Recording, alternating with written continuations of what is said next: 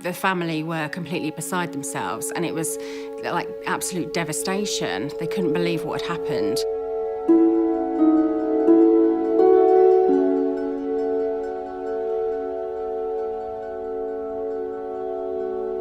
Their son or daughter is suspected to have gone abroad and got involved in a conflict, which it's quite likely they won't come back from.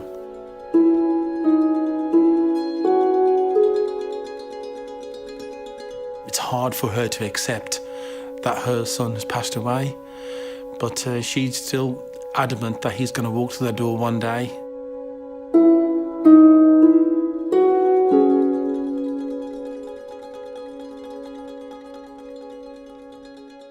You can just see the person's world falling apart.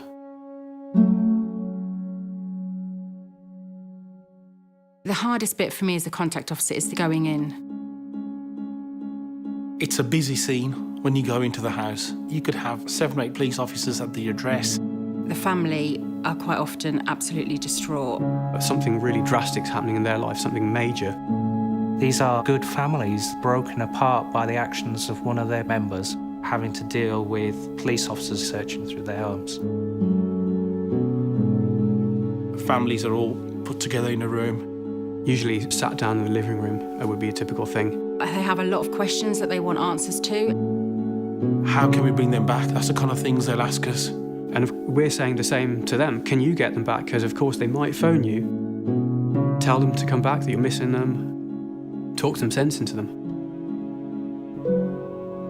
One particular case, the son had gone to Syria, and the younger child, who was 18 months old, keeps on going to the bedroom, trying to find his elder brother. When he finds an empty bed, he comes back downstairs.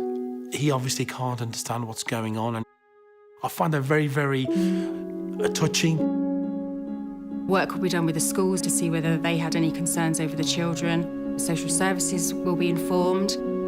Children are very vulnerable. Often they're the ones that have found the note saying that their brother has gone. I think people in many situations don't give proper thought to how this is going to impact upon their family. However hard you try to not make it look like there's something going on, neighbours will be aware of what's going on. People do see, people walking up and down the garden path, going out to a car and fetching a big bag of equipment. One of the cases that I've dealt with was a family where the husband had gone away and the wife was absolutely devastated. When she left her front door and walked down her road, people used to cross over. Neighbours that previously had spoken to her completely ignored her, and she felt it was because of what had happened. It's incredibly difficult for a family who have had no contact with the press previously to have reporters descending on their door day and night. It's on the news, it's in the papers, it's in the community. They can't get away from it. They're stigmatised. They are the terrorists that live up the road, as it were. Being a contact officer is an emotional role. It's very difficult to explain to the mother. She'll never get to see her child's coffin because her son's been killed on a field in Syria.